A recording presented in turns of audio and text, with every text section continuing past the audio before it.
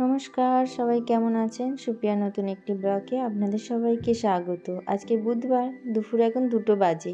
সবাই মিলে রেডি হয়ে বার হয়ে পড়েছি। বহুদিনের একটা ইচ্ছে, তাই সেখানেই যাচ্ছি। তো ইচ্ছেটা ছিল তো অনেক দিন ধরেই যে ওখানে যাব, ওখানে গিয়ে আমরা সবাই মিলে খাওয়া দাওয়া করব।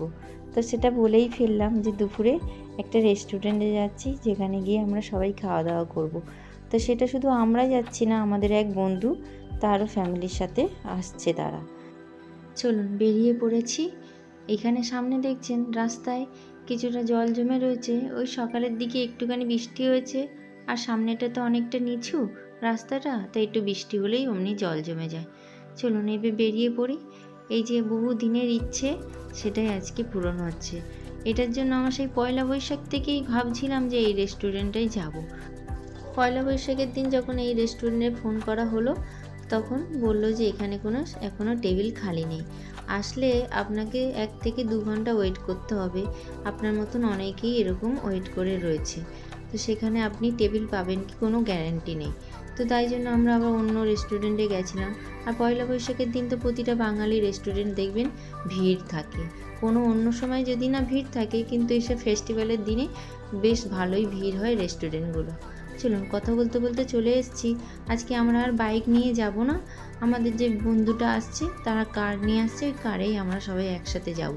হঠাৎ আমাদের বাইকটা একটু প্রবলেম করছে সকাল থেকে, তো ওই জন্য আমরা বলেছিলাম যে আমরা যাব না, ক্যান্সেল করে দিয়েছিলাম। তখন ওই বন্ধুটাই বলল আমি একেবারে ডাইরেক্ট কার নিয়ে ওখানে আসছি, কারে করে সবাই মিলে একসাথেই যাওয়া হবে। ওই বাইকটা এবারে সার্ভিসিং করতে দিতে হবে। এই যে আমাদের বন্ধুরাও চলে এসছে, কারে বসে রয়েছে হাজব্যান্ড ওয়াইফ, আর এই যে ওনাদের কার। তো ওটাতেই আমরা একবারে যাব। তো বেটু কার দেখে প্রচণ্ড খুশি, ও কার চড়তে খুব ভালোবাসে। তারপরে তো জানে আঙ্কেলের কার দেখেও খুব খুশি। ওর না চোখটা ওর স্টিয়ারিংয়ের উপরেই ছিল, যে আঙ্কেল কিভাবে গাড়ি চালাচ্ছে, আবার ও মাথা ঘুরাচ্ছে সেই স্টিয়ারিংটা দেখে দেখে। বেশ মজাই পাচ্ছে। আমি কথা বলতে বলতে বেশ অনেকটা দূরেই চলে এসেছি। এইখানে আসার জন্য আমার হাজব্যান্ড আর ওর ফ্রেন্ড অনেক দিন ধরেই আলোচনা হচ্ছে। আর আসার উৎসাহটা আরও বেশি জেগেছে যখন ওই ফ্রেন্ডরা খেতে গেছিলো জামাই ষষ্ঠীতে। ওরা ওইখানে খেতে গিয়ে খাবার দাবার এত পছন্দ হয়েছে, তাই বলেছে যে এবারে আমরাও যাব। তো একসাথেই যাওয়ার প্ল্যানিং হয়েছে প্রায় 1 মাস ধরে। আর প্রতিদিন আলোচনা হয় যে ওখানে গিয়ে আমরা কী কী খাবো। আমরা তো মেনু ডিসাইড করেই রেখেছি আগে থেকে, যে ওখানে গিয়ে তাড়াতাড়ি অর্ডারটা দিয়ে দেবো, গিয়ে আর মেনু কার্ড নিয়ে বসবো না, কেন কি অনেকটাই আমরা লেট হয়ে গেছি। এই যে কথা বলতে বলতে পৌঁছে গেছি। তো আমরা যে রেস্টুরেন্টে এসেছি, তো রেস্টুরেন্টের তো নাম এখনও বলিনি। আমি বাঙালি, এটা পুরোপুরি বাঙালি কালচার নিয়ে তৈরি এই রেস্টুরেন্টটা। আর এটা হচ্ছে গিয়ে রয়েছে সোনালী কাগাল নগর। সোনালী কাগাল নগরে এই রোডে, মানে ভিতরের দিকে, সোনালীর যে মেন রোডে তা বলবো না, ভিতরের দিকে এই রেস্টুরেন্টটা। এটার খুব নাম শুনেছি, ওই জন্য বহুদিন থেকে ইচ্ছা ছিল যে এই রেস্টুরেন্টে এসে খাওয়ার। বাহ, ভিতরটা এসে মনটা জুড়িয়ে গেল। কি সুন্দর লাগছে দেখুন রেস্টুরেন্টটা, ভিতরে খুব সুন্দর সাজিয়েওছে। বাইরে থেকে মনে হচ্ছিল না যে রেস্টুরেন্টটা এত সুন্দর সাজানো রয়েছে ভিতরে। বাঁশের চেয়ার টেবিল করেছে, উপরটায় কাঁচ দেওয়া, কিন্তু নিচের আবার কাঁচের নিচে বাঁশ দিয়েই টেবিলটা বানানো। আর কাঠের রয়েছে বাঁশের চেয়ার, খুব সুন্দর করেছেও। একদম থিমগুলো পুরো কলকাতা স্টাইলেই রেখেছে। আর নামটাও তো দেখতে হবে যে আমি বাঙালি, তাই জন্য পুরোপুরি বাঙালি হিসাবে এই রেস্টুরেন্টটা বানানো। খাবার দাবারও শুনছি নাকি এপার বাংলা ওপার বাংলা, দুটো বাংলা মিলিয়েই খাবার দাবার রয়েছে। আর এপার বাংলা ওপার বাংলা খাবার শুনলেই মুখ থেকে একটু জল চলে আসে, যেহেতু আমার শাশুড়ি মা আর আমার মা এই ওপার বাংলার, আর আমার বাবারা হচ্ছে কি এপার বাংলার। তো আমাদের সবসময় সবাই ডাকে বাঘের বাচ্চা বলে। তো আমরা দুটো রকমের রান্না খেয়ে অভ্যস্ত, ওপার বাংলারও রান্না খেয়েছি, এপার বাংলারও রান্না খেয়েছি। তাই মনটাও ভীষণ খুশি যখন নীলদা বলেছে যে ওপার বাংলারও খাবার এখানে ভীষণ ভালো পাওয়া যায়। তাই জন্যই তো সবাই মিলে দল বেঁধে এসছি যে ওপার বাংলার খাবার এপার বাংলার খাবার দু জায়গার খাবারই একসাথে খাবো। আর এখানে দেখুন খুব সুন্দর সুন্দর ড্রয়িং করা আর এত সুন্দরভাবে তুলে ধরেছে পিকচারগুলো কলকাতার, যে মন ছুঁয়ে যাচ্ছে। রেস্টুরেন্টটা খুব সুন্দর সাজিয়েছে, ওরা তো সবাই বসেছে আর আমি চারিপাশটা ঘুরে ঘুরে দেখছিলাম যে এত সুন্দরভাবে সাজিয়ে তুলেছে। আজকের একটু ভিড়টা কম, বাকি দিনগুলো প্রচণ্ড ভিড় হয়।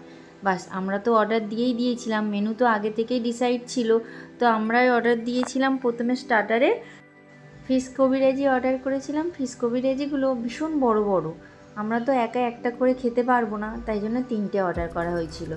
তো আমি আর বেটু একটা, আর বাবাই আর হাজব্যান্ড, আর নীলদা আর দিয়া, ওরা দুজনে একটা একটা, মানে হাফা। তো ওই 3টেতে আমাদের 6জনার বেশ ভালো মতনই হয়ে গেছে।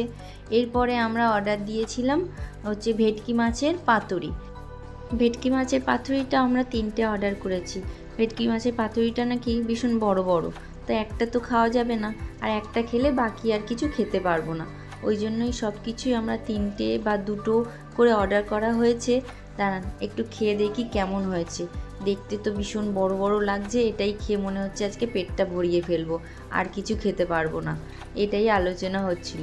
তো ভিতরে যখন কাটলেটটা একটু ছোট ছিল আর উপরের ওই ডিমের আকারটা বেশি বড়, তা ভেবেছিলাম এটা খেলেই পেট ভরে যাবে, কিন্তু উপরের ডিমগুলো বেটু দেখি খুব পছন্দ করেছে, ওটা আবার দেখি ও সস দিয়ে দিয়ে খুব সুন্দর খাচ্ছে, তাই উপরেরগুলো ওকে দিয়ে দিয়েছি ছাড়িয়ে ছাড়িয়ে। আর বাকি ফিশটা আমি খেয়েছি। ওই দেখুন, দেখছেন কত সুন্দর ভালোবেসে খাচ্ছে ও, আর সস পেয়েছে তো ওর আর কিছু দরকার নেই। আর এখানে এই যে সবচেয়ে ফেভারিট ডাব চিংড়ি, আমি এই প্রথমেই ট্রাই করব ডাব চিংড়ি, কোনো দিন আমি আগে খাইনি, খুব নাম শুনেছি। তো আমরা প্রথমে দুপুরের মেনুতে কি কি অর্ডার করেছি একবার বলে দিই। আমরা অর্ডার করেছি ভাত, ডাল, আলু ভাজা, এদিকে নেওয়া হয়েছে ভেটকি মাছের পাতুরি, স্যালাড আর লেমন চিকেন। লেমন চিকেনটা বাবাইয়ের জন্য নেওয়া হয়েছে, ও ঝাল খেতে পারছিল না, ওই জন্যই এটা ঝাল ছাড়া লেমন চিকেন। আর এদিকে হচ্ছে কি কচু শাকের তরকারি। কচু শাকটা দেখে মনটা খুব খুশি হয়ে গেছে, অনেক দিন পর কচু শাক দেখলাম আর কচু শাক আজকে খাবো। এতদিন ধরে তো কচু শাক, কচুর পাতা এগুলো কিছুই খেতে পাচ্ছিলাম না অ্যালার্জির জন্য। চিংড়ি মাছ তো আমার সবচেয়ে বেশি ফেভারিট, কিন্তু এই অ্যালার্জির জন্য এগুলো সব খাওয়া আমাদের বন্ধ হয়ে গেছে। আমার হাজব্যান্ডের কয়েক বছর ধরে দেখছি এইগুলো খেলেই অ্যালার্জি হয়, তাই জন্য একদম আনা বন্ধ করে দিয়েছি বাড়িতে। ওই দেখলে চোখটা বন্ধ করে নিই, কিন্তু আজকে আমরা ঠিক করে এসেছি যে এগুলো খুব পেট পুড়ে খাবো, আর খাওয়ার আগে একটা অ্যালার্জির ট্যাবলেট খেয়ে নেবো। তো বাড়ি থেকে আসার আগেই একটা করে ট্যাবলেট খেয়ে নিয়েছি অ্যালার্জি, ওই জন্য বাড়ি থেকেই ঠিক করে এসেছি আজকের মন ভরে খাবার খাবো, যেগুলো আগে খাইনি, যেমন কচু শাক, চিংড়ি মাছ, এইগুলো একদমই বন্ধ হয়ে গেছে। আজকের মন ভরে খাবো, তারপরে দেখা যাবে, যদি অ্যালার্জি হয় আর একটা নয় ট্যাবলেট খেয়েই নেব। বাহ, খুব সুন্দর দেখুন থালার এদিকে, পিতলের থালা, চামচ, বাটি, গ্লাস সব পিতলের, এত সুন্দরভাবে রেস্টুরেন্টটা সাজিয়েছে, আর পুরো যেন সেই পুরানো দিনের কথাগুলো মনে পড়ে যাচ্ছে। আমাদের সেই বাড়িতে পুরানো দিনের সব এরকম পিতলের থালাতেই খাওয়া দাওয়া করতো। আর এখানে ডালটা না অপূর্ব সুন্দর হয়েছে, ধনেপাতা আর কড়াইশুঁটি দিয়ে বানিয়েছে, খুব সুন্দর খেতে হয়েছে। কাঁকড়ার তরকারিটাও এসে গেছে, ডাল দিয়ে খাওয়া হয়ে গেছে, লাস্টে সবাই একটু একটু করে কাঁকড়ার তরকারিটা খেলাম। খাওয়ার পর থেকে তো আমাদের নাক থেকে জল ঝরছে, কান থেকে ধোঁয়া বার হচ্ছে, সবারই এত ঝাল দিয়েছে। তো আমরা যখন ওয়েটারটাকে বললাম ভাই খুব ঝাল হয়েছিল, তো বললো কাঁকড়ার তরকারি একটু ঝাল না দিলে ভালো লাগবে না, টেস্ট আসবে না। আমরা মনে হলো একটু ঝালটা কম হলে মনে হয় কাঁকড়ার তরকারিটা আর একটু টেস্টটা বাড়তো। যাই হোক, কাঁকড়ার তরকারিটাই আমাদের একটুখানি ঝাল লাগিয়ে দিল মুখটাতে, বাকি সব খাবার খুব ভালো ছিল। বাপরে বাপ, লাস্ট পর্যন্ত এই কাঁকড়া খেয়ে শেষ করলাম। আর এদিকে এই হাড়টাকে তো ভাঙতেই পারছিলাম না, আর তার উপরে তো প্রচণ্ড ঝাল, এত ঝাল লেগেছে যে ঠোঁটগুলো জ্বালা করছে। ভাবছি যে একটু মিষ্টি হলে খুব ভালো হতো, তো নীলদাই বারণ করলো, এখানে মিষ্টি অতটা ভালো না। তো এখানে একটা বাটিতে ডাল ছিল, তো আমরা সবাই মিলে 1 চামচ করে ওই ডালটাই খেয়েছি। ডালটা বেশ হয়েছিল খুব সুন্দর, একটু হলেও তো ঝালটা কমবে মুখের, তো ডালটা খাওয়ার পরে ঝালটাও কমেছিল, বেশ মিষ্টি মিষ্টি ডালটা ছিল। খাওয়া প্রায় হয়ে গেছে সবার, বাবাই একটু বাকি আছে, আর যে বাবাই লেমন চিকেনটা দিয়েছিল ওটা আবার প্যাক করে নিয়েছি, ও খায়নি। আর আমরা আবার বাইরে বার হয়ে একটু আইসক্রিমও খেলাম যাতে ঝালটা কমে যায়। তা আইসক্রিমটা বেশ ভালো ছিল খেতে। আজকের ওয়েদারটাও খুব সুন্দর ছিল, সকাল থেকে বেশ মেঘলা মেঘলা ওয়েদার। আর ওই টিপটপ করে একটু একটু বৃষ্টি পড়ছে, যে অনেক জোরে বৃষ্টি হচ্ছে তা না, ওই হালকা একটু একটু বৃষ্টি পড়ছিল। কিন্তু ওয়েদারটা আজকে বেশ ভালো। আজকে খাওয়া দাওয়া করেও মনটা বেশ ভালো শান্তি লাগছে। যে খাওয়ার পরে একটা গরম হয় সেটা আজকে নেই, ও রোদ্দুর নেই, না তো খাওয়ার পরে হাঁসফাঁস করতাম আমরা। এত ভালো খেয়েছি, খুব সুন্দর খাওয়া দাওয়া ছিল ওখানে। বাস এখান থেকে এখন আমরা বাড়ি যাওয়ারই চিন্তাভাবনা করছিলাম, কিন্তু নীলদা বলল বিষ্ণুপুরে খাইগলি আছে, ওখানেই যাব, ওখানে থেকে চা খেয়ে তারপরে বাড়ি ফিরব। এখন বিকেল 5:30 বাজে। এত কিছু খাওয়ার পরেই বলছে আবার চা খাবে। তো এখন বলছে চা না খেয়ে বাড়ি ফিরবো না। তো সামনেই একটা বিষ্ণুপুরে খাইগলি আছে, ওখানেই সবাই যাওয়া হচ্ছে।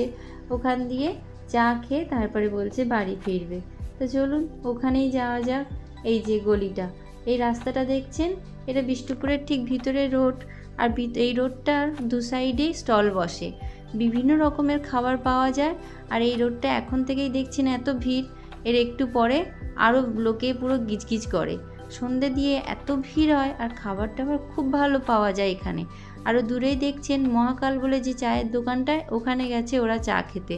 বলছে আজকে এখান থেকেই চা খাবো, চা খেয়ে তারপরে ফিরবো। আমাদেরকে জিজ্ঞাসা করছিল আমরা যে এত খেয়েছি, আর বলি চা খেয়ে মুখটা নষ্ট করবো না, তোমরাই খাও, আমরা এখানে দাঁড়িয়ে রয়েছি। আর পাশে একটা পার্ক আছে বিশাল বড়। তো ওই পার্কে আমরা একবার এসেছিলাম বাচ্চাদের নিয়ে। পার্কটার মধ্যে বড়দের জন্য জিম করা রয়েছে আর বাচ্চাদের জন্য খেলার জায়গা, বেশ সুন্দর দেখতে। চলুন 6টা বাজে, বাড়িতে ফেরা যাক। তাহলে ভিডিওটা এখানে শেষ করছি। সবাই ভালো থাকবেন, সুস্থ থাকবেন, নিজেদের খেয়াল রাখবেন। ভিডিওটা ভালো লাগলে অবশ্যই একটা লাইক করবেন।